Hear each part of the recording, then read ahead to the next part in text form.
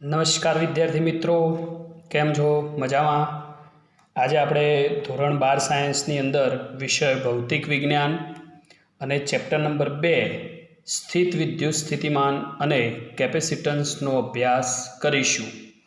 Chapter number 1ની અંદર તમે વિગતે કુલમ્બનો નિયમ, સંપાતપણાનો સિદ્ધાંત અને ખૂબ મોટી વાત એટલે વિદ્યુત ક્ષેત્ર વિશે તમે અભ્યાસ કરી ચૂક્યા છો. અહીંયા પ્રકરણ નંબર 2 એનો શરૂઆતનો ભાગ થોડો સમજવો ખૂબ મહત્ત્વનો છે, કારણ કે મોટાભાગે વિદ્યાર્થીઓ આ પાઠમાંથી એટલું પરીક્ષાલક્ષી મહત્ત્વનું ન આપતા હોવાથી આને છોડી દેતા હોય છે. પણ એ પાઠ છોડવાના કારણે ઘણા બધા પોઈન્ટ્સ આગળ ક્લિયર થતા નથી. એટલા માટે આપણે આ પોઈન્ટને શાંતિથી અને સરળ રીતે બને એ પ્રમાણે સમજવાનો પ્રયત્ન કરીશું. આની અંદર ટોટલ 2 ભાગ છે, તમે જોઈ શકો છો પહેલા ચેપ્ટરની જેમ. એક છે સ્થિત વિદ્યુત સ્થિતિમાન અને બીજો એનો ભાગ છે કેપેસિટન્સ. કેપેસિટન્સની એક નાનકડી માહિતી આપી દઉં કે કેપેસિટન્સ અથવા તો કેપેસિટર એ એક નવી ભૌતિક રાશિ છે તમારા માટે. અને જો સરળતાથી સમજવું હોય તો આ શબ્દનો ઉપયોગ કેટલીક વખતે આપણે બોલવામાં કરતા હોઈએ છીએ. આપણા ઘરે પંખો હોય તો પંખાની ઉપર એક નાનકડી ડબ્બી હોય છે સફેદ કલરની, એને આપણે કેપેસિટર કહીએ છીએ. પણ એના વિશે વિસ્તૃત અને ડિટેલમાં આપણે આગળ ચેપ્ટરમાં અભ્યાસ કરીશું. હાલ આપણે વાત કરવાની છે ચેપ્ટરનો પહેલો ભાગ એટલે સ્થિત વિદ્યુત સ્થિતિમાન. સ્થિત વિદ્યુત સ્થિતિમાનને એક જ શબ્દમાં કહેવું હોય તો આપણે એને વોલ્ટેજ કહી શકીએ. એટલે હવે તમે બરાબર સમજી ગયા હશો કે આપણે કયા પોઈન્ટની વાત કરીએ છીએ. વોલ્ટેજ શબ્દ એ ધોરણ 10થી જ તમારા પરિચયમાં છે. હવે સ્થિત વિદ્યુત સ્થિતિમાન વિશે વાત કરવાની એટલા માટે છે કે ચેપ્ટર નંબર 1ની અંદર તમે વિદ્યુત ક્ષેત્ર વિશે ભણ્યા. એ વિદ્યુત ક્ષેત્રને આગળ વાત કરી તો આપણે ડાયપોલ એટલે કે જુદા જુદા વિદ્યુતભાર પર લાગતું બળ, પછી ત્યારથી આગળ સમાન અને અસમાન વિદ્યુત ક્ષેત્ર પર કઈ રીતે બળ લાગે છે, અને ત્યારબાદ ગાઉસના નિયમના ઉપયોગો, અને ત્યારબાદ વિદ્યુત સ્થિતિ ઉર્જા વિશે આપણે અભ્યાસ કરીશું આ ચેપ્ટરમાં. અને એને આ કન્ટિન્યુઅસ પોઈન્ટ છે સ્થિત વિદ્યુત સ્થિતિમાન. એટલે તમે સમજો છો હું શું કહેવા માગું છું. પહેલા ચેપ્ટરને કન્ટિન્યુ રિલેટેડ જ પોઈન્ટ આપણે અભ્યાસ કરવાના છીએ. અહીંયા 2 શબ્દો ખૂબ મહત્ત્વના છે. એક છે ગુરુત્વાકર્ષણ એટલે કે ગુરુત્વીય બળ, અને બીજો શબ્દ છે વિદ્યુત બળ. તો ગુરુત્વ બળ એ ચેપ્ટર નંબર 8ની અંદર ધોરણ 11માં અભ્યાસ કરી ગયા, અને એના વિશે એના આગળના ચેપ્ટરોમાં કાર્ય, બળ અને પાવર વિશે અભ્યાસ કર્યો હતો. એ ચેપ્ટરનો પણ કેટલોક અહીંયા આપણે બેઝિક ઉપયોગ કરવાના છીએ. બીજું વિદ્યાર્થી મિત્રો કે અહીંયા ગુરુત્વાકર્ષણ ઉપરથી ગુરુત્વ બળ અને એના ઉપરથી ગુરુત્વ ક્ષેત્ર, એમ વિદ્યુત ઉપરથી વિદ્યુત બળ અને વિદ્યુત બળ ઉપરથી વિદ્યુત ક્ષેત્ર. એટલે કે ગુરુત્વ ક્ષેત્ર અને વિદ્યુત ક્ષેત્ર વિશે તમે પાયાની જાણકારી મેળવી લીધેલી છે. તો હું તમને થોડીક આગળ વિસ્તૃત વાત કરું કે એક ગુરુત્વ બળ અથવા બીજું એક 11માનું ઉદાહરણ લઈએ, સ્પ્રિંગ બળ જેવા બળની વિરુદ્ધમાં કોઈ બાહ્ય બળ પદાર્થ વડે એક બિંદુએથી બીજા બિંદુએ લઈ જવા માટે શું કરવું પડે છે? તમે જાણો છો શું કરવું પડે છે? કાર્ય કરવું પડે છે. ત્યારે તે કાર્ય એ પદાર્થમાં સ્થિતિ ઉર્જા સ્વરૂપે સંગ્રહ પામે છે. શેના રૂપે સંગ્રહ પામે છે? સ્થિતિ ઉર્જા સ્વરૂપે. જ્યારે આપણે એ બાહ્ય બળ દૂર કરીએ ત્યારે પદાર્થને ગતિ ઉર્જા મળે છે. આપેલું બાહ્ય બળ દૂર કરીશું એટલે પદાર્થને કઈ ઉર્જા મળશે? ગતિ ઉર્જા મળે છે. એટલે પદાર્થ ગતિ ઉર્જા પ્રાપ્ત કરશે.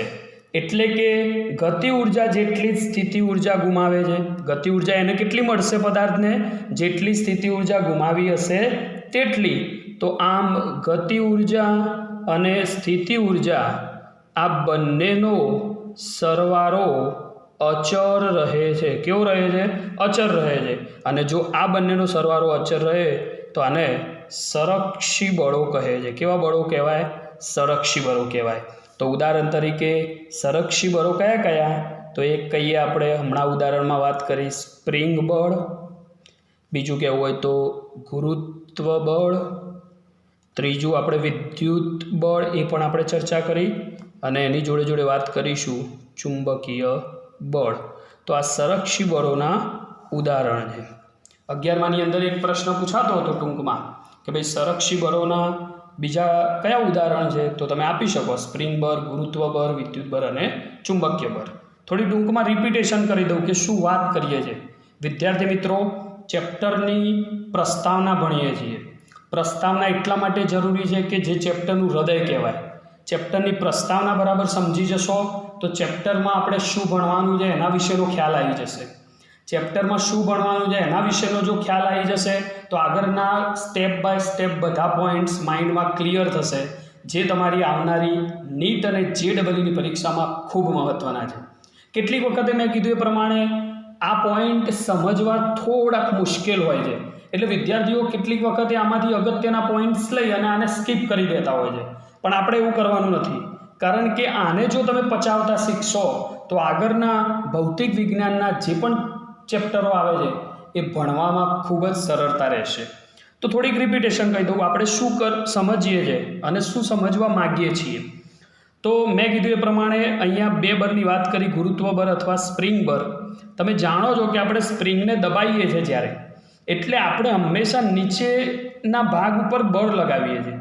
એટલે આપણે એવું કીધું કે જ્યારે કોઈ બાહ્ય બળ પદાર્થને એક બિંદુથી બીજા બિંદુએ લઈ જઈએ, ધારો કે આ પેન પડી છે, મારે આને અહીંયાથી અહીંયા લઈ જવી છે, તો મારે અહીંયા સામે જે પદાર્થ પડેલો છે એની વિરુદ્ધમાં કામ કરવું પડે અથવા તો કાર્ય કરવું પડે, બાહ્ય બળ આપવું પડે.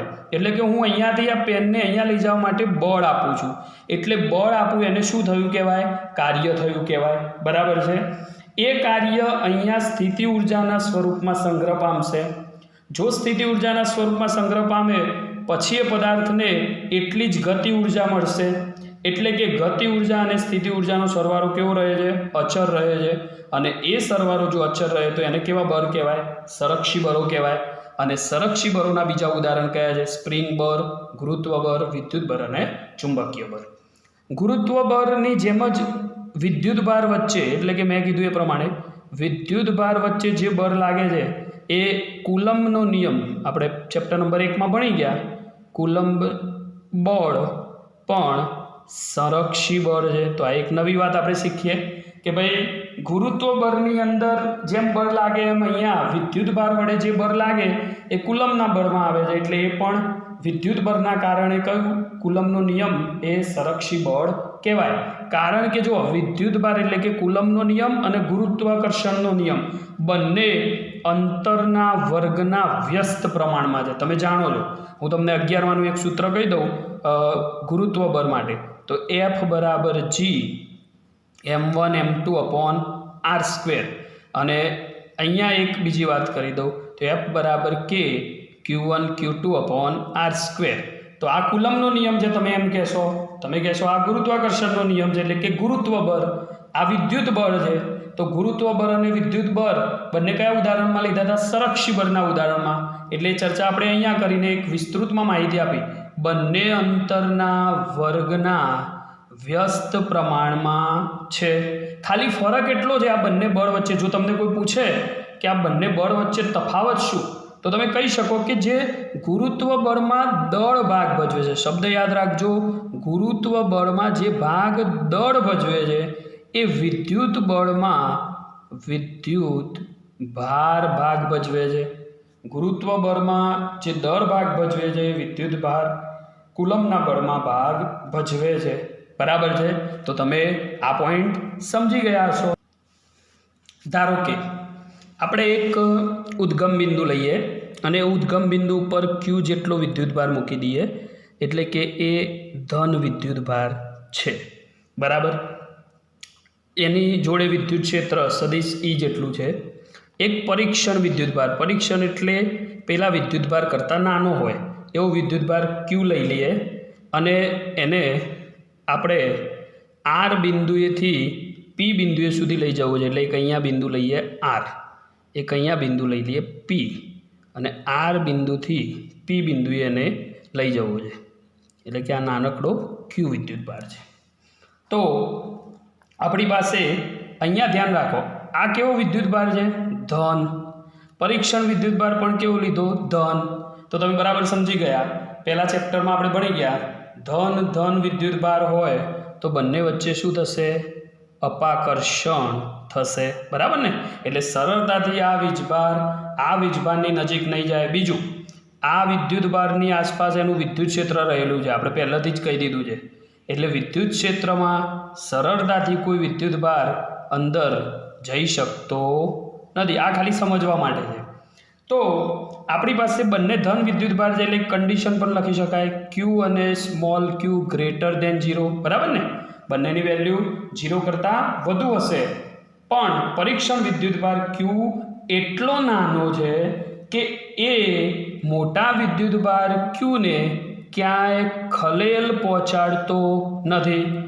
આ નાનો વિદ્યુતભાર એટલો સૂક્ષ્મ છે કે મોટા વિદ્યુતભારને ક્યાંય ખલેલ પહોંચાડતો નથી, એટલે કે ડિસ્ટર્બ કરતો નથી. તો સ્મોલ ક્યુ વિદ્યુતભારને, એટલે કે આ સ્મોલ ક્યુ વિદ્યુતભાર છે એને આરથી કયા બિંદુએ? પી બિંદુએ લાવવા માટે આપણે બહારથી કંઈક બળ લગાડવું પડશે. તમે સમજો છો ને? આપણે એક ઉદાહરણ લઈ શકીએ કે મારે આપણી પાસે આ બિંદુથી આ બિંદુએ કોઈ વિદ્યુતભારને લઈ જવો હોય તો મારે બહારથી એને ધક્કો આપવો પડશે. એટલે બહારથી જે બળ લગાવીએ એને બાહ્ય બળ એફ એક્સટર્નલ કહેવાય. શું કહેવાય? F external. અને ક્યુ વિદ્યુતભાર પર જે બળ લાગતું હશે એને આપણે એફ ઈ વડે દર્શાવીએ. એટલે કે અહીંયાથી ક્યુ વિદ્યુતભાર ઉપર કયું બળ લાગતું હશે? એફ ઈ. આપણે આરથી ક્યુ વિદ્યુતભારને પ્લસ ક્યુ બાજુ એટલે પી બિંદુએ લઈ જવા માટે બાહ્ય બળ આપવું પડે, એને કહેવાય એફ એક્સટર્નલ. તો ક્યુ વિદ્યુતભાર પર ચોખ્ખું બળ 0 થશે. એટલે એનો એક જ લાઇનમાં જવાબ આપવો હોય તો એવું કહી શકાય, એફ એક્સટર્નલ બરાબર એફ ઈ. પણ એની નિશાની કેવી હશે? ઋણ. એનો મતલબ અહીંયા એવો થયો કે આ બંને એકબીજાની વિરુદ્ધમાં છે, તો જ પરિણામી બળ કેવું થાય? 0 થાય. એક ધન છે અને એક કેવું છે? ઋણ. તો પરિણામી બળ કેવું થશે? 0 થશે. એટલે આપણે કીધું કે ક્યુ વિદ્યુતભાર પર ચોખ્ખું બાહ્ય બળ કેવું થશે? 0. યાદ રાખવાનું, ક્યુ વિદ્યુતભાર અચળ ઝડપથી ગતિ કરે છે. કેવી ઝડપથી? અચળ ઝડપથી. જો અચળ ઝડપથી ગતિ કરતો હોય તો એનો પ્રવેગ હોય નહીં, કારણ કે આપણે 11મા ધોરણમાં ભણી ગયા, જેનો વેગ અચળ હોય એનો પ્રવેગ કેવો હોય? 0 હોય. કેવો હોય? 0 હોય. તો હવે આપણે ક્યુ વિદ્યુતભારને, આ નાનકડા ક્યુ વિદ્યુતભારને કેપિટલ ક્યુ વિદ્યુતભારની નજીક લઈ જવો હોય તો કાર્ય કરવું પડશે. ધ્યાન રાખો, ક્યુ વિદ્યુતભારને અહીંયા લઈ જવું હોય તો કાર્ય કરવું પડશે. તમને પ્રશ્ન ના થવો જોઈએ કે કાર્ય કેમ કરવું પડશે. તમે જાણો છો કે આનું વિદ્યુત ક્ષેત્ર અહીંયા ફેલાયેલું છે. એ વિદ્યુત ક્ષેત્રની અંદર સરળતાથી કોઈ વિદ્યુતભાર જઈ ના શકે. આમ તો અહીંયા હું તમને એક નાનકડું બીજું ઉદાહરણ આપીને પણ સરળતાથી સમજાવવાનો પ્રયત્ન કરું કે એક આપણે લઈએ અહીંયા ચુંબક. તમે સમજો છો એન અને એસ, એસ અને એન. તો આ બંને સરખા ધ્રુવો છે, એટલે સજાતીય ધ્રુવો છે. તમે ચુંબકને આ બાજુમાં લઈ જાઓ છો તો તમને ખબર છે કે આનું જે ચુંબકીય ક્ષેત્ર છે એ ચુંબકીય ક્ષેત્રની અંદર આ સરળતાથી જઈ શકતું નથી. જેમાં આગળ જશે એમ આગળ જશે, પણ તમારે એની વિરુદ્ધમાં વધુ કાર્ય કરવું પડે, વધુ બળ લગાવવું પડે. અને જે બળ લગાવીએ છીએ એને આપણે શું કહીએ છીએ? કાર્ય કર્યું કહેવાય. તો અહીંયા લખીશું, તો થયેલ કાર્ય WRP બરાબર, WRP નો મતલબ એવો થાય, W એટલે કાર્ય અને R અને P નો મતલબ એવો થાય કયા બિંદુથી? R થી P બિંદુ. હવે કાર્યનું સૂત્ર તો 11માં ભણી ગયા હતા, W બરાબર F ઇન્ટુ ડી. તો આ આપણું સૂત્ર હતું, એના ઉપરથી અહીંયા બનાવવાનો પ્રયત્ન કરીશું. સૂત્ર કેવું બનશે? તો આપણે F ઉપરથી લખી દઈશું. F કેવું બળ લગાવતા હતા આપણે? બાહ્ય બળ લગાવતા હતા. તો બાહ્ય બળ એટલે F એક્સટર્નલ ઇન્ટુ અહીંયા ડી. એટલા માટે આપણે હાલ એકલો ડી લખીએ છીએ કારણ કે જોડે આપણે એક નાનકડો વિભાગ લખવો પડશે. તમે સમજો છો કે અહીંયાથી કોઈ બળ એના માર્ગ ઉપર જુદું જુદું બદલાતું હોય, અહીંયાથી તમે બળ લગાવો તો જુદું જુદું બદલાતું હોય, એટલે કે એના નાનકડા વિભાગો કરવા પડે. નાનકડા વિભાગો એટલે એને ટુકડા કરવા પડે, અને નાનકડા ટુકડા કરીએ તો આ ડી ન લેવાય, પણ DR સ્મોલ સૂક્ષ્મ બળ લેવું પડશે. સૂક્ષ્મ અહીંયા અંતર લઈશું જુદા જુદા ભાગ ઉપર, બરાબર છે. તો આ આપણી પાસે કયાથી કયા બિંદુની વાત હતી, એનું સંકલન કરવું પડે R થી P બિંદુ. તો આ આપણું સૂત્ર થઈ ગયું. ફરીથી સમજાવું છું, એકદમ સરળ છે. R થી P બિંદુ સુધી બાહ્ય બળ લગાવવું પડે, એટલે F એક્સટર્નલ. જો એની જોડે ડિસ્ટન્સનો ગુણાકાર કરીએ તો જ કાર્ય મળે, એટલે આપણે લખી દીધું DR. એ પણ સ્પષ્ટતા કરી કે કેમ DR લખ્યું, કારણ કે આના નાનકડા ભાગ લેવાના છે, એટલે એનું નાના વિભાગોમાં કલ્પ્યો છે આપણે. હવે વિદ્યુત બળ જે છે F એક્સટર્નલ, એ તો સ્થાનાંતરની વિરુદ્ધમાં કામ કરે છે, કારણ કે F એક્સટર્નલ બરાબર તો આપણે આગળ સૂત્ર કેવું લીધું, -FE. તો આપણે એ કિંમત લખવી હોય તો WRP બરાબર R થી P, F એક્સટર્નલની જગ્યાએ લખી દઈએ -FE, એટલે માઇનસ આગળ લખી દઈએ, ઇન્ટુ DR. તો આપણી પાસે એક સમીકરણ મળી ગયું. અને થયેલું કાર્ય એ સ્થિતિ ઉર્જા સ્વરૂપે સંગ્રહ પામે છે. શેના સ્વરૂપે?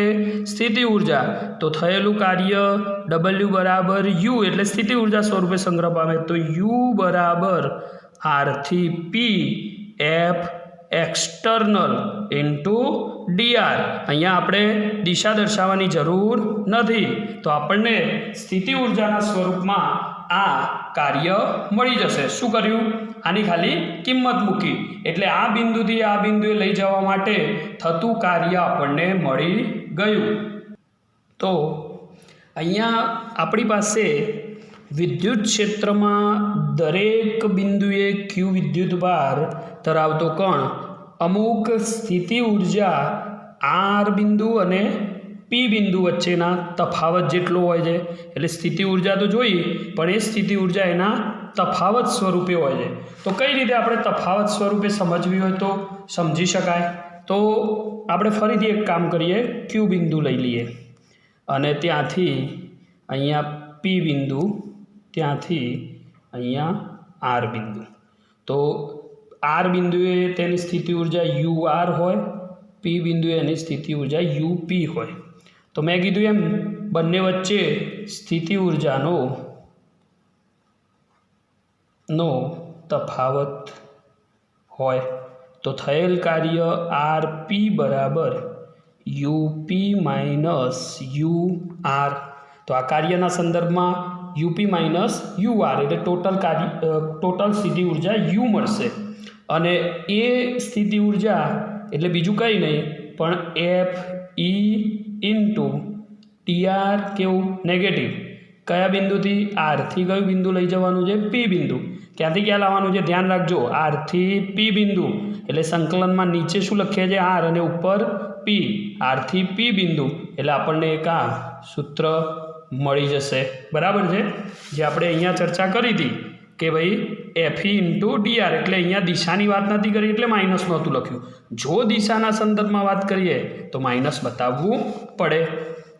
બીજું કે આપણી પાસે સ્થિતિ ઉર્જા શૂન્ય હોય તે બિંદુની પસંદગી કરીએ. હવે તમે જાણો છો કે સ્થિતિ ઉર્જા શૂન્ય એટલા માટે લેવી પડે કે એ સ્થિતિ ઉર્જાનો એક ભાગ શૂન્ય લઈએ તો થયેલું કાર્ય સીધે સીધું મળી જાય. તો ધોરણ 11ની અંદર આપણે ગુરુત્વાકર્ષણવાળા ચેપ્ટરમાં યાદ હોય થોડુંક, તો સ્થિતિ ઉર્જા ક્યાં શૂન્ય લેતા હતા? તો અનંત અંતરે શૂન્ય લેતા હતા. એટલે કે આપણે ફરીથી એક Q બિંદુ લઈએ. તમે હવે આકૃતિ બરાબર સમજાઈ ગઈ હશે. P બિંદુ અને R બિંદુને અનંત અંતરે લઈએ. કયા અંતરે લઈએ? અનંત અંતરે. તો આપણે R બિંદુને અનંત અંતરે લઈએ તો અનંત અંતરનો મતલબ ખબર છે ને તમને, કે અનંત અંતર એટલે વિદ્યુત ક્ષેત્રની બહારના વિસ્તારની વાત ચાલે છે. એટલે વિદ્યુત ક્ષેત્રની જો બહારની વાત આપણે કરતા હોઈએ અનંત અંતરે, તો એ વિદ્યુત ક્ષેત્રની અંદર કોઈ ભાગ ભજવતું નથી. એટલે કે વિદ્યુત ક્ષેત્ર જ્યાં પૂરું થાય એના બહારનો ભાગ, એટલે આપણે એને શું કહીએ? અનંત અંતરે. અને અનંત અંતરે સ્થિતિ ઉર્જા શૂન્ય લેવાની છે. તો અહીંયા આપણો કાર્ય કેટલું થશે? તો ડબલ્યુ આરની જગ્યાએ આપણે બદલી નાખીએ. શું લઈએ? અનંત અંતરથી કયું બિંદુ સુધી લાવવાના છે? પી બિંદુએ.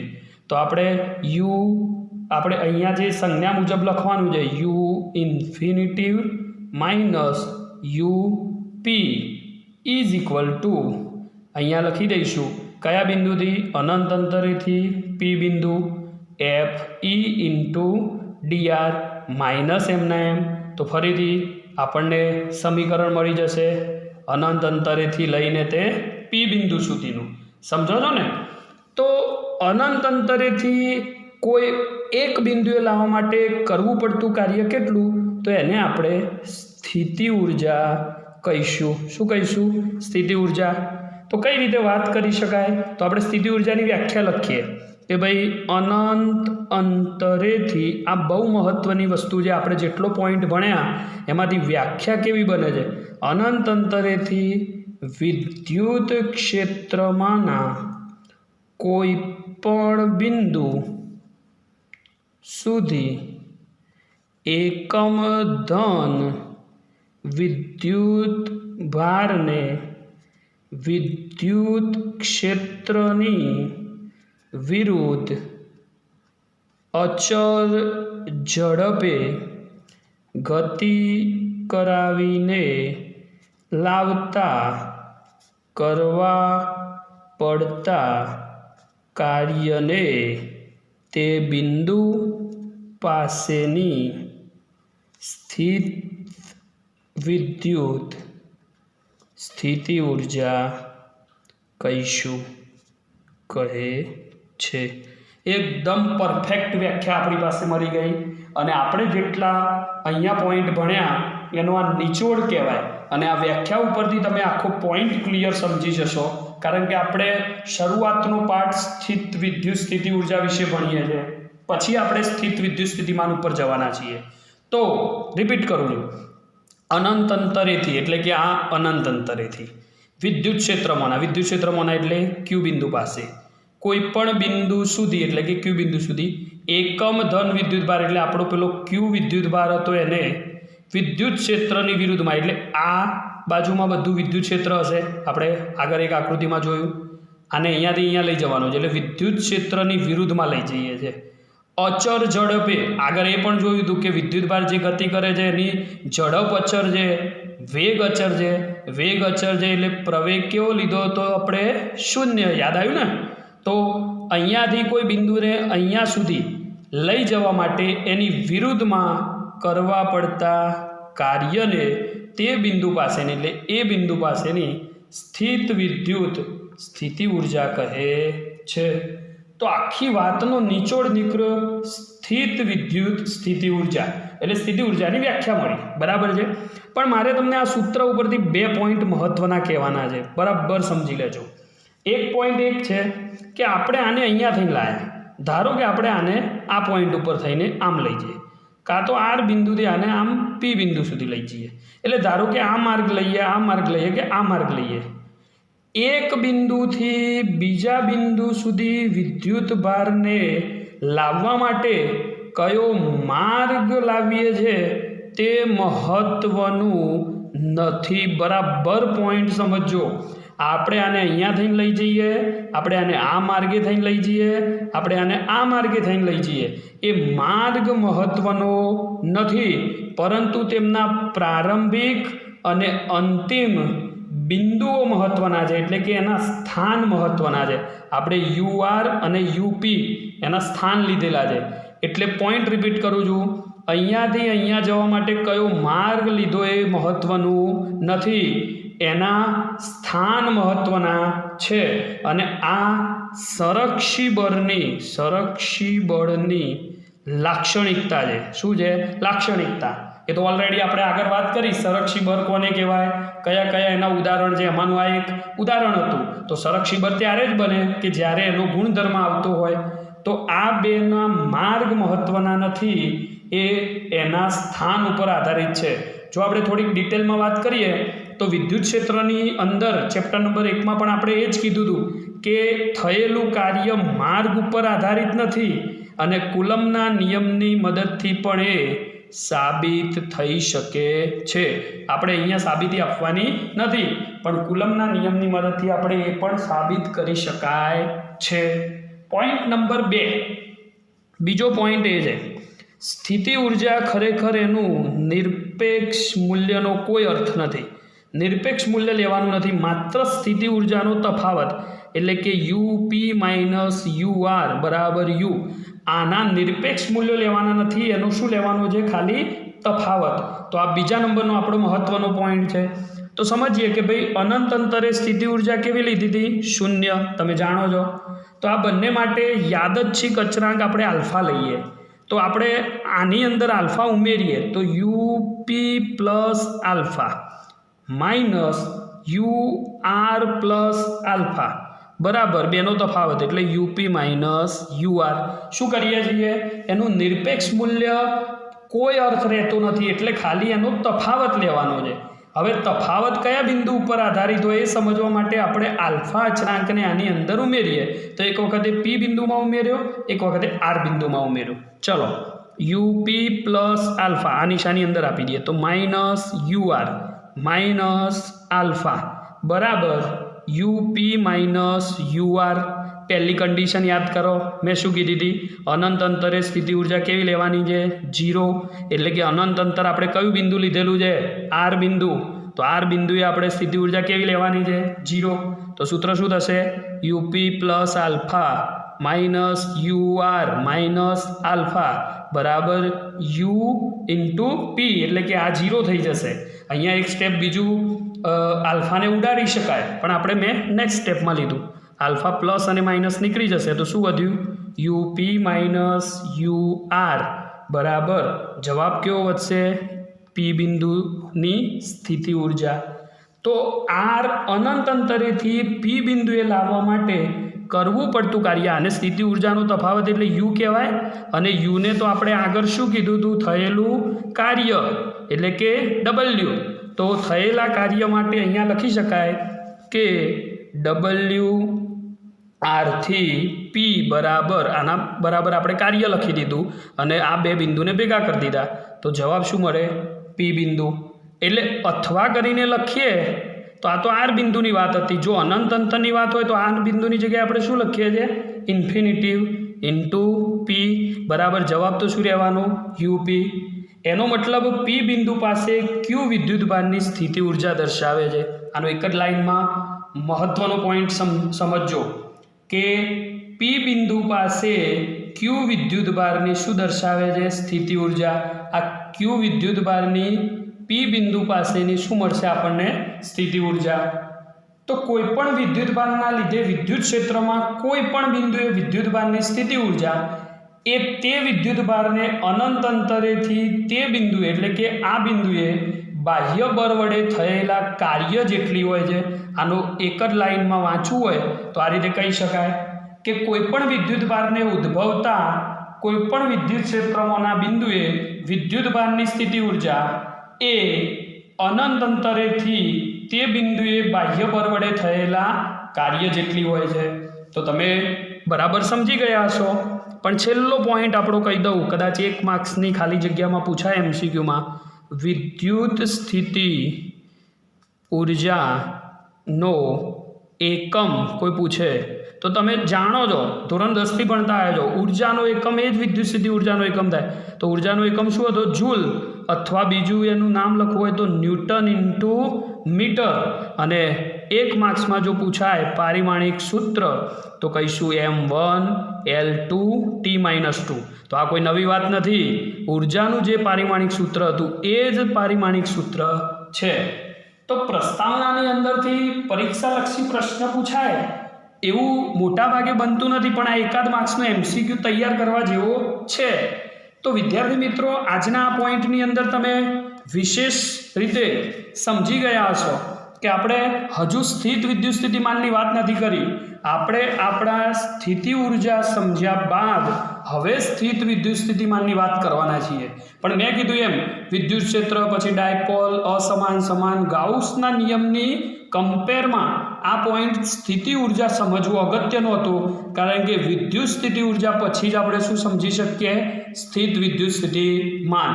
તો એના માટે ધોરણ 11નો ઉપયોગ કર્યો અને પહેલા ચેપ્ટરનો ઉપયોગ કરી અને એક ધારણા લઈ અને આપણે ગણતરી સમજવાનો પ્રયત્ન કર્યો અને એના ઉપરથી થયેલું કાર્ય સમજ્યા અને સ્થિતિ ઉર્જાનો તફાવતનું સૂત્ર મેળવ્યું. આ બહુ મહત્વનું સૂત્ર છે, આને તૈયાર કરી દેજો. આ રીતે કોઈપણ બિંદુ માટે સૂત્ર તમે જાતે બનાવી શકો છો. આ નેગેટિવ નિશાની યાદ રાખવાની છે અને એના ઉપરથી મહત્વનો કોઈ પોઈન્ટ હોય તો એ આપણી સ્થિતિ ઉર્જા છે. એટલે કે અનંત અંતરેથી વિદ્યુત ક્ષેત્રમાંના કોઈ પણ બિંદુ સુધી એકમ ધન વિદ્યુત ભારને વિદ્યુત ક્ષેત્રની વિરુદ્ધમાં અચળ ઝડપે મેં જે વાત કરી એમાં બધા પોઈન્ટ આવી ગયેલા છે. લાવવા માટે કરવા પડતા કાર્યને તે બિંદુ પાસેની સ્થિત વિદ્યુત સ્થિતિ ઉર્જા કહે છે. અને પછી આપણે એના જુદા જુદા માર્ગ પરથી વાત સમજ્યા કે માર્ગ મહત્વનો નથી અને એ સંરક્ષી બળની વાત કરે છે. પછી એક નાનકડો બીજો પોઈન્ટ નિરપેક્ષ મૂલ્ય માટેની વાત કરી અને એનો પોઈન્ટ ઉપરથી આપણે સ્થિતિ ઉર્જાનો એક મહત્વના સ્ટેટમેન્ટ ઉપર આવ્યા કે ભાઈ પી બિંદુ પાસેની સ્થિતિ ઉર્જા દર્શાવે છે, એટલે કે એ અનંત અંતરેથી બાહ્ય બળ વડે થયેલા કાર્ય જેટલી હોય છે અને એનો એકમ. તો અપેક્ષા રાખું છું કે પ્રસ્તાવનાની અંદર તમને આ પોઈન્ટ બધા ક્લિયર થઈ ગયા હશે. ધીમે ધીમે આને રિપીટ કરીને જોજો, જેથી આ બધા પોઈન્ટ જો ક્લિયર થઈ જશે તો આગળ ચેપ્ટરની અંદર ભણવાની ખૂબ મજા આવશે. અને આ જે આપણે પોઈન્ટ ભણીએ છીએ એ જ વિસ્તૃતમાં આગળ ડિટેલમાં ભણવાના છીએ. એટલે આજે આપણા આટલા લાંબા સેશનની અંદર ખાલી પ્રસ્તાવનાની જ ચર્ચા આપણે કરી છે. એમાંથી સ્થિતિ ઉર્જા અને એનું એકમ અને પારિમાણિક સૂત્ર વિશે આપણે ભણ્યા, સંરક્ષી બળ વિશે ભણ્યા અને આગળ હવે વિદ્યુત સ્થિતિમાન વિશે ભણીશું. આભાર.